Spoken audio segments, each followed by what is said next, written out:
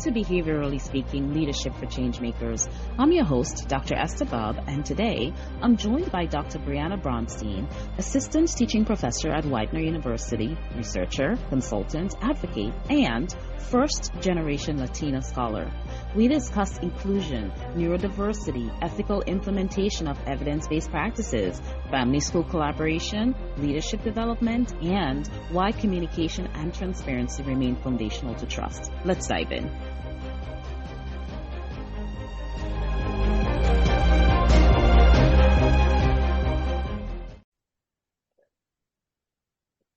So, Briana, thank you so much for joining me today. How are you doing this morning? I'm great. Thank you so much for having me.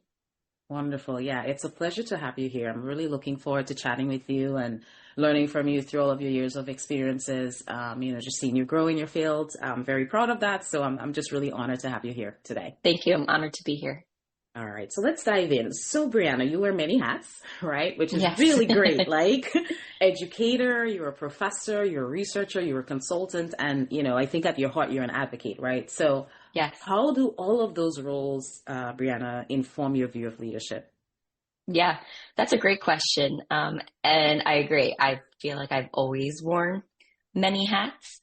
And I think that really holds true for most educators, even from starting in the classroom, right? I always say, like, especially as a special educator, you're always wearing many hats. But sometimes your teacher hat is the last one, right? You're a nurse, a doctor, a social worker, a parent, all of the things. And if you got to teach a lesson that day, like that was a good day in the classroom, right? So I think as educators, we are so used to wearing so many hats. So it just kind of feels natural for us as we progress in our field and become leaders that we continue to wear many hats. But I think specifically when I think about leadership and how I've taken on more leadership roles in my professional career, I think experience really lends itself to that, and confidence.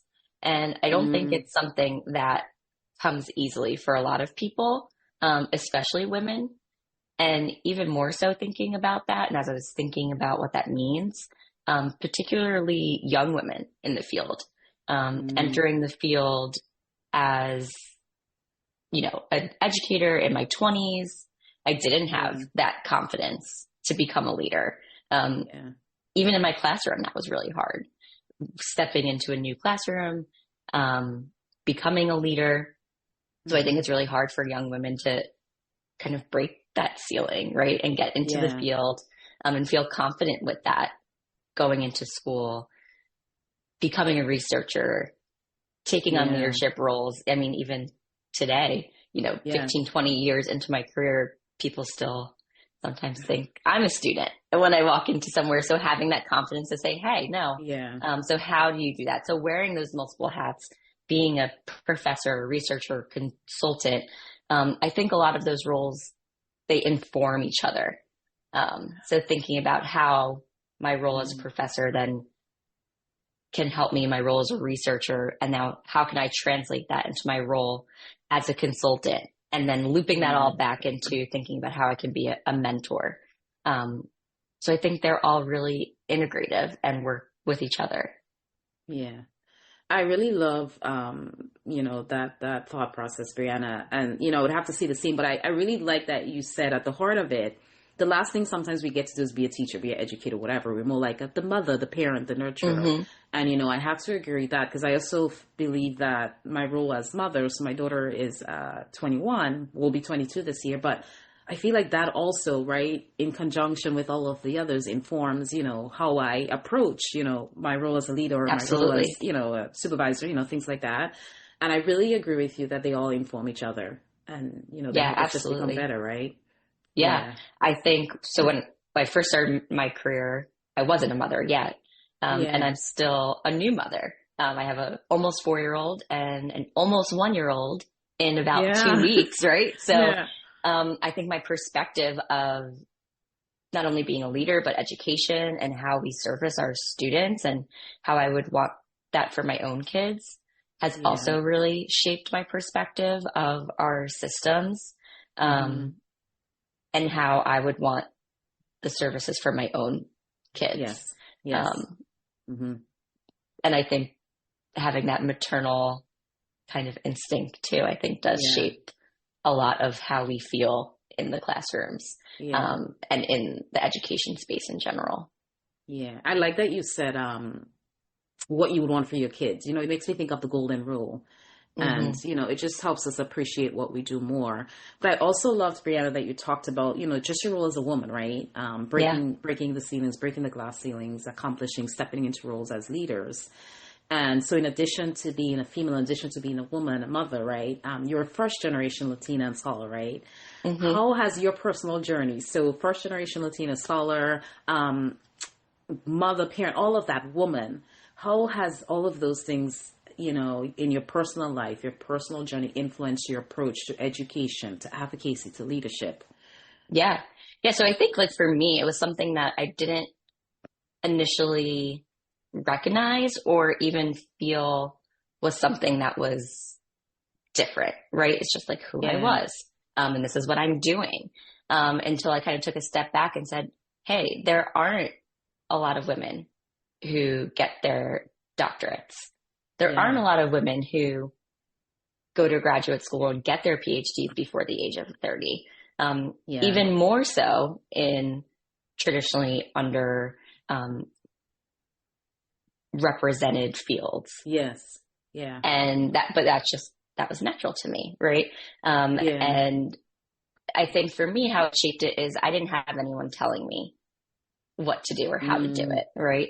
Um, yeah, I didn't, just being first generation, not having somebody to tell me simple things like, you know, my parents were really supportive and still are.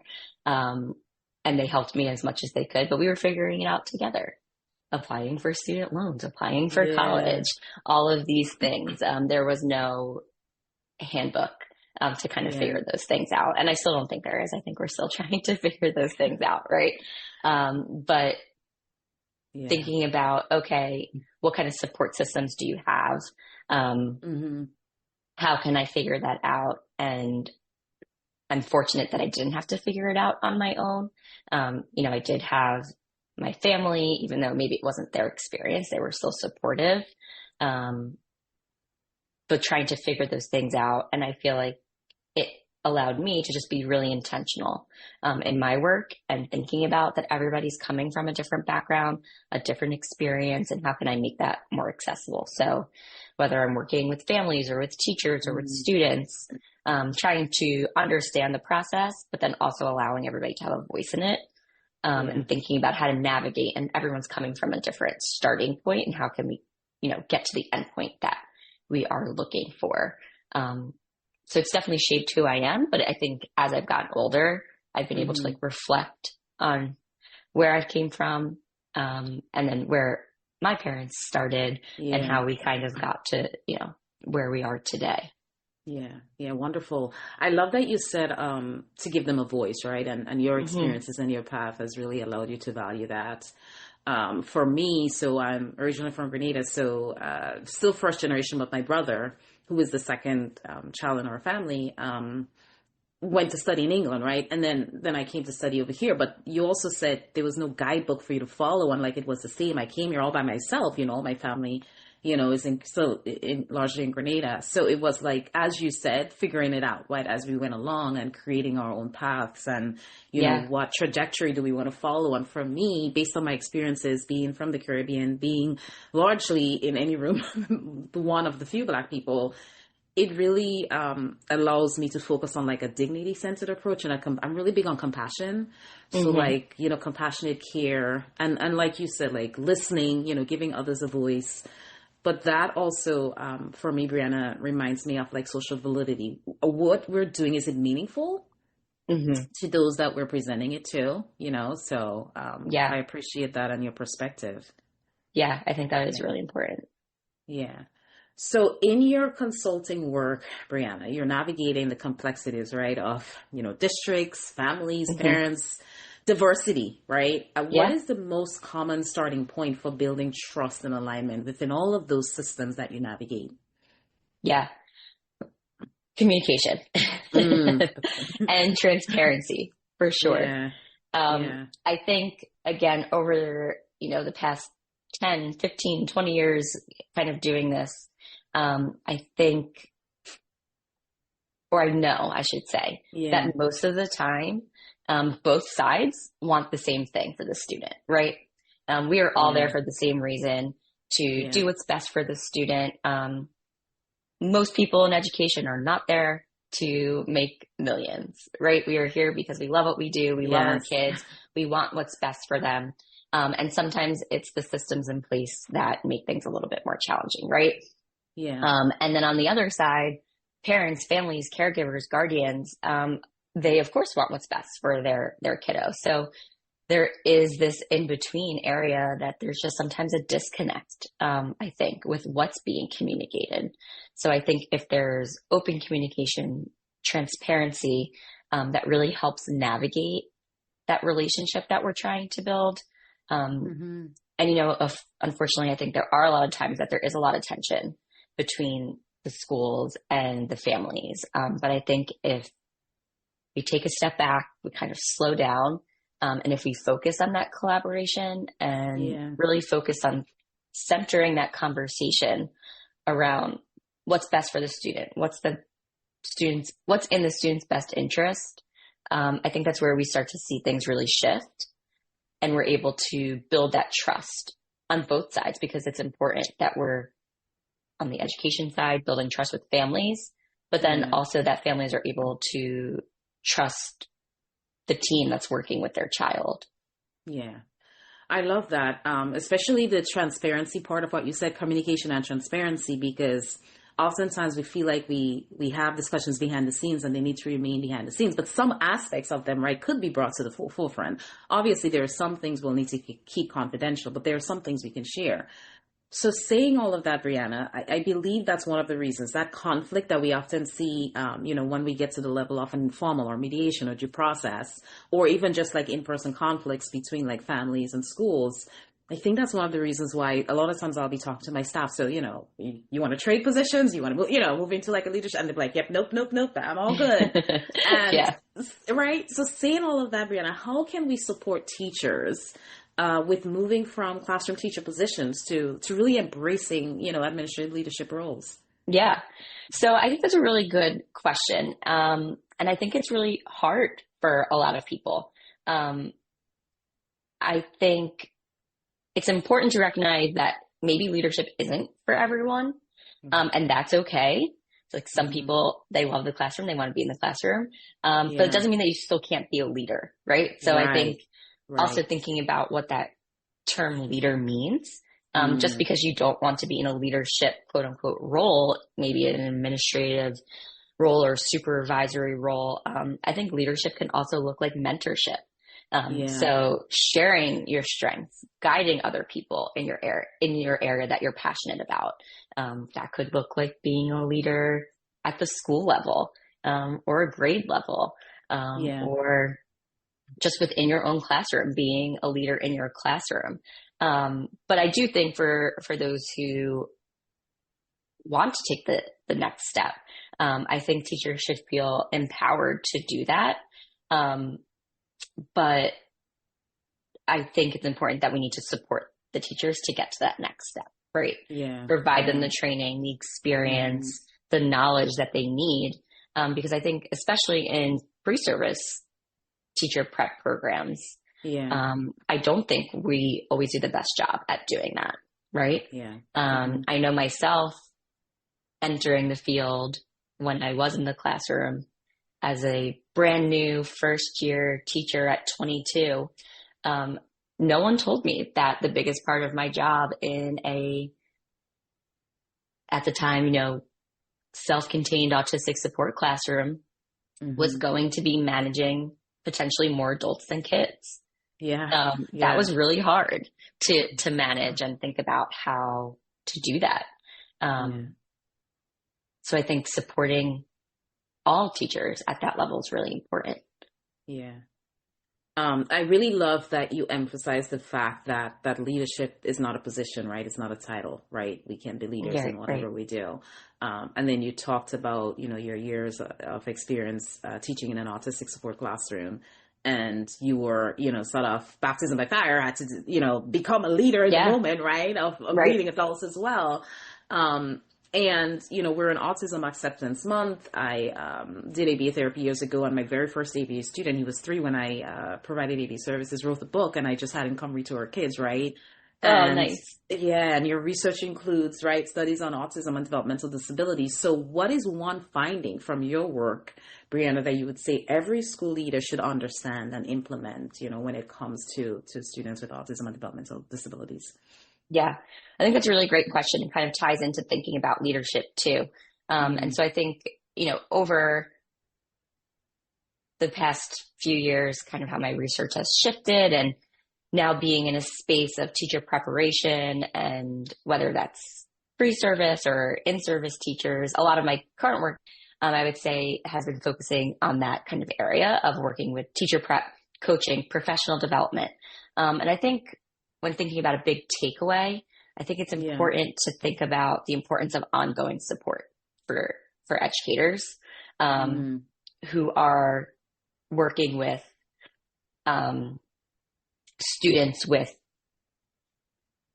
complex needs.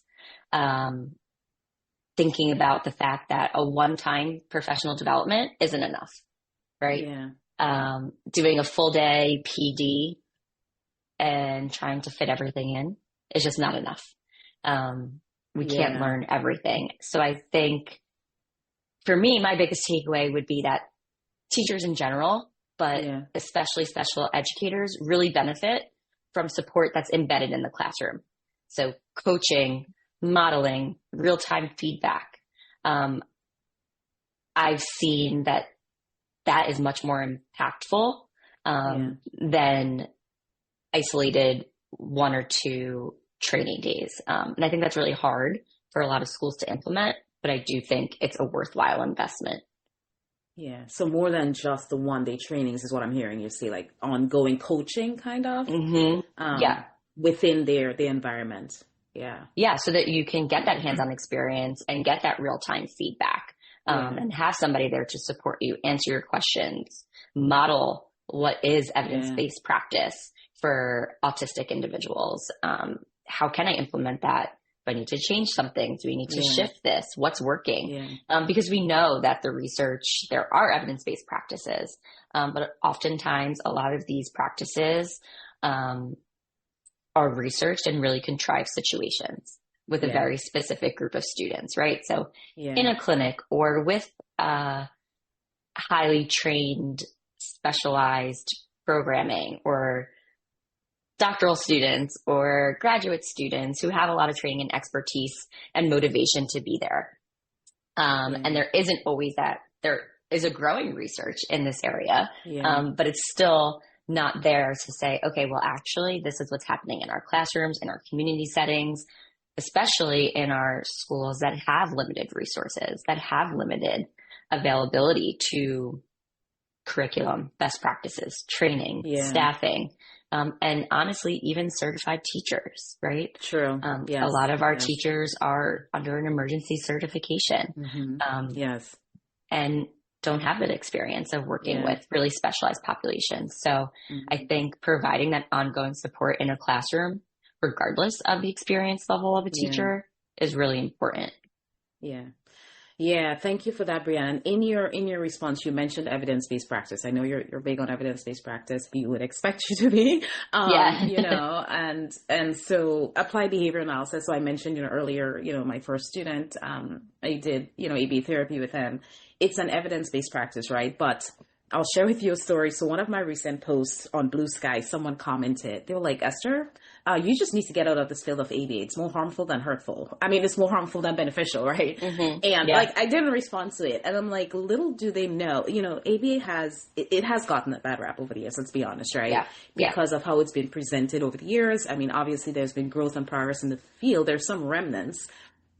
But going back again to my student whom I met in 2009, right, when he was 3 years old, who look at the progress, right? Look at, you know, he wrote a book. He came, read the book to my students. When I met him, it Yeah. was mostly echolalia, it was challenging behaviors, and look at him now. So it's largely beneficial, but I always approach it, Briana, as I said, just from my background on from the compassionate side, right? Like, you know what I mean? Less of the strict monotony, but how can I provide these services with compassion and still treat the person as an individual with respect and dignity and all of that, Sure. right? So Yeah. how do we ensure, Briana, that evidence-based practices, including ABA and others, are implemented with compassion, with respect, for autonomy, for neurodiversity, and things like that? Yeah. Yeah. I think that's a really great point. And I agree. I think the term ABA has Yeah, gotten a bad rap over the past few years yeah, for sure. And there's been this big shift, which I think is really important to hmm, recognize, and understand, and moving away from that compliance-based type of practice yeah, that we may have been yeah, seeing in classrooms and in the field in general.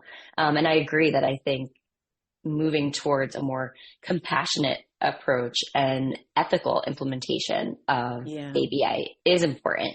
I do think that sometimes there's just a disconnect hmm, in the practice itself, right?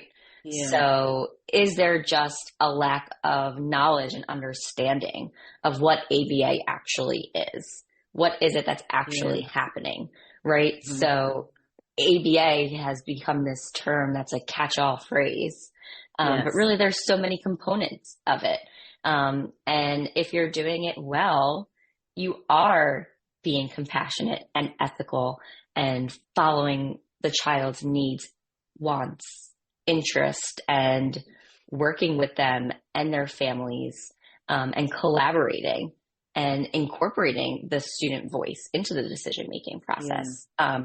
So oftentimes when there is pushback, I think it is because there's a disconnect between this idea of what ABA currently is or what it was yeah, versus how we can implement it with best practice while maintaining that ethical and compassionate approach, in the field. So I think it's more about education of what yeah, it is, yeah, um, into the community and letting yeah, people know this is actually how we can implement it. yeah. Yeah, that's a really good point. The knowledge of what the thing is, right? People may have Right. assumptions on perspective, but helping them really understand what it is. Because like you said, it's a big umbrella, right? There's Yeah. so much, you know, that falls under. And I think of, Brianna, like, you know, the recent hot topic in ABA is, you know, assent-based practice Hmm. and shifting away from this compliance approach to one where we prioritize assent. And if the learner, the student, the child, the person, whomever is withdrawing or showing distress or saying no, right, that we stop, Right. we pause. And really we look at all of, whether it's ABA, whatever it is we do, like always looking at it as a tool or a practice or a strategy, even though evidence-based for empowerment, right? Hmm. And so we want to make sure at all times we're empowering those that we serve, those that we teach, those that we lead, and not really masking some level of compliance. So it goes back to your point initially when you talked about having a voice, right? That they Right. have a voice and we listen. Yeah. Um, Yeah, absolutely. And it's hard, especially when you're working with students that you don't always have the ability to have a vocal voice, right? yeah, yeah, So what can we do to make sure that their voice is still yeah, heard, even though it's hmm, different than how we may be used to? Um, yeah, and I think a really great way of doing that is working with their families and caregivers, right? And what's important to them, right, whether right, it's in that moment, or culturally or at home, what is important to them as a family unit, mm, and what is important for that student, because oftentimes it's different than what we find important yeah, in the classroom. And not to say one, you know, isn't important, right? There are things that right, are important in the classroom, but there are a lot of things that are important at home. So how can we support the family in getting there, and listening to their voice as well as the voice of the student that we're working with. Yeah. Yeah, wonderful. So everything you just said rings that advocacy bell in my head, right? Yeah. And you've done work supporting families with navigating IEPs, navigating 5 full plans, just navigating other things, right? You've just as an individual, I'm sure you've advocated for yourself. So from your perspective, what does authentic, true, meaningful, right, not forced advocacy and collaboration between families and schools look like in practice? Yeah. I really think collaboration is the biggest thing. Even though it's hard sometimes, right? Yeah. I've definitely Yeah. been on both sides now as a parent, and trying to like navigate that balance of, okay, what can we do to work together, with the school? And then the other way around, what can the school do to work together with the families? So kind of going back to our conversation earlier, thinking about having that open communication, but really for advocating for students, I think the most important piece is keeping the students' well-being at the center of all of our decisions. Okay. And I think when we say well-being, I think it can mean a lot of things, right? It could mean their academic well-being. It can mean their social well-being, their mental health, their physical well-being, and all of that tying together and having a student-centered approach and looking at the student as a whole rather than in silos, and having that as a collaborative approach with the team. It could be hard though, but I think both sides advocate for the same person, which is kind of ironic when you think about it, right? Yes, absolutely. It could be hard. I really love that you led, your response with like collaboration, because at the end of the day, that really what it comes down to. And like you said, it's really not a focus on conflict. It's really a focus on collaboration. And if it ever gets adversarial, then is it advocacy? I don't think it is, right? And so once we start to cross those lines, then it's like you mentioned earlier, like a pause, a step back, we're here for the child, so that the benefit is meaningful to the family, to the school, to everyone involved, right? I honestly think, that's what it looks like. But at the end of the day, being able to collaborate and share ideas and bring it back to why are we here? For the child. We're all here for the child. So how can we come together? How can we collaborate for the benefit of the child? So in all of that, Briana, another one of your hats is your, special education consultant at Serenity Law Group, right? And we hear the words law and consultant, and we also think of advocacy, right? What is one, oftentimes we talk about red flags, but I wanted you to highlight, for our listeners, Briana, what is one of green flag, right, that you have identified in districts that tell you that they really understand and implement to the truest, level, advocacy leadership? Yeah, I love green flags, right? I love when we can highlight what we're doing well. Especially in school districts, and coming from a consultant perspective, right? Because sometimes consultants are brought in when there are a lot of red flags. And we try to get them to the green flag. So when we come in and we can identify the things that you're already doing really well, which I think, again, thinking about all of the hats we wear, I think as educators, we naturally do that. And we come in and we look at our students and we try to approach our programming and looking at a student from a strengths-based perspective, right? And we encourage people to do that. So I think the same holds true for schools and educators and leaders. So something that sticks out to me is always when a district is taking a proactive approach rather than reactive. So if they are coming to a consultant firm, a university, anyone to be open to new ideas and get that support rather than waiting for a problem to arise and then take action and being reactive or responding to something that has happened and then saying, oh, X, Y, and Z happened, so now we need you to come in and help us and fix this, versus saying, hey, this is an area that I think we can improve on, or our teachers are saying that they really need support here, or, oh, even just like we've heard about this new thing, right? Like Yeah. AI. Yeah. Can Yes. you come in and support our teachers? I think that's the biggest green flag that I love to see is school districts Yeah. being proactive, investing in their programming and support for their teachers, the people who are on the Yeah. front lines, right?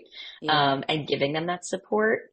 And I think that really having that proactive mindset makes a big difference Yeah. in both the teacher support, but then also in the family relationships that they're building with the families that they're working with and their communities that they're serving, saying, Yeah. hey, these are the things that we're doing Yeah. again to serve the students that we're here to serve. Yeah, I love that. It makes me think of, so then the districts that are more responsive than defensive, right? Like promoting that, like, Yes. we want to be proactive, we want to be supportive. And it makes me think of that, Brianna, as like a soft, leadership skill. So in your role as mother, as female, as woman, as first generation Latina scholar, researcher, instructor, practitioner, all of those things, Brianna, you hold a lot in your hand to be able to shape the next generation of leaders, right? I mean, all of the things that you do. Whether it's the next generation of leaders or shaping the behaviors of current, leaders. What is the most important soft leadership skill that you try to instill in your students and those that you lead? Yeah. I think it's a big question, right? And something that, Yeah, I wearing all those hats and then reflecting on the fact yeah, that as a leader, you do have an impact on yeah, other people and other people's decisions and then how they approach their work. And I think about that too, especially with preparing future educators and yeah, future leaders and knowing that they're now going to be in charge of their own classrooms, their own students. So I think something that I really try to instill is empathy, mm, not just for their students that they're working with, but yeah, also for their colleagues and the families that they're working with as yeah, well. I think the field in general is just so relationship driven, yeah, and to have the ability to understand that there are different perspectives, that yeah, everyone's coming from a yeah, different perspective and a different starting place, but while also still communicating clearly is really critical hmm, for yeah, success. I think in order to be a good leader, you also need to be empathetic for those who you're leading, yeah, um, wherever you're being a leader, yeah, whether it's in the yeah, classroom, or at a supervisory level, or at a district level, or at a university level. yeah. Having empathy for the people that you're working with um, is really important to me. Yeah, yeah. I really love that, Brianna, because I mean that encapsulates so much, right? Just being able to understand the perspective of others. My perspective is not someone else's reality; it's just mine, right? And Right. so it makes me think of just it's in line with theory of mind, but it brings me back again to my student, because we know perspective taking is something that's difficult, right? Hmm. For students or individuals with autism. And so to your point, being able to understand the perspectives of others is so critical in how we behave, how we lead, how we inform others. And I think you hit the nail on the head. I think that is, to me, I would say the same. I totally agree with you. Being able to be empathetic and understand the perspectives and views of others, because if we don't, then we're creating plans and lessons and all of those things that are benefiting us and fit our Right. perspective and our approach. But is it really meeting them where they are? Is it meeting their need? Is Right. it meaningful to them? Right? Right. Right. Yeah, yeah. So I like that. So, Brianna, to close this out, right? For Yeah. our listeners who are change makers, right? What is one small action they can start tomorrow, once they listen to this episode, to improve the leadership culture in their organization? Yeah. Yeah. That's a great question. I think really just being intentional about everything that you're doing, Yeah, but also being intentional about listening. And that can mean a lot of things. So I think yeah, being open to others, being open to other ideas, Yeah. asking a lot of questions, collaborating with Yeah. everyone that you're working with before jumping to a solution. Yeah. And I think looking for opportunities to get you where you want to be. So for me, I had a goal in mind, right? This is Yeah. what I want to do. I want to be a professor. I want to have a doctoral degree by the time I'm 30. And sometimes Yeah. that meant taking a step back somewhere, right? So entering the field as a teacher. And then I was there. And then, okay, what else can I do? What am I learning? And then Yeah. going back to school and learning from that, and then finding what was I really interested in. I don't think 10 years ago I would be where I am today. Mm. Especially like working in the field, right? I was Yeah. in the classroom as a teacher, hands-on. And now coming from a different, like totally perspective is kind of being sometimes a little bit hands-off, but then being really grateful and excited to be back in the field when I can, shaping the next Yeah. generation. So I think having a plan is great, but then also being flexible to new ideas that can lead you in a different path and maybe find something that you didn't know you were interested in, and learning those new things. So I think being really intentional in what your next steps are, and then what your next steps can support your future steps. Yeah. Yeah. So I think being open though to other people's suggestions. Also, I think finding a mentor is something that was really important, and beneficial for me, is having other people in your field, in your space that can support you, will then help you become a better leader and a change maker as well. Yeah. Yeah. I love that. So I heard intentionality. Mm-hmm. I heard openness to learning, openness to new experiences, openness to feedback from others, and then mentorship. Yeah. Yeah. Yeah. Yeah. Those are really good points just to close out our conversation on, Briana. Thank you so much for all that you've shared. I've learned from your conversation. It was a pleasure, being with you in person virtually, after so many years. But Absolutely. Again, really proud of you and all you've accomplished. And thank you for all you're doing in the field, how you're supporting and building leaders one person at a time. Thank you. I appreciate it. And I really enjoyed being here and having this conversation. Thank you so much. Have a lovely day, Briana. You too.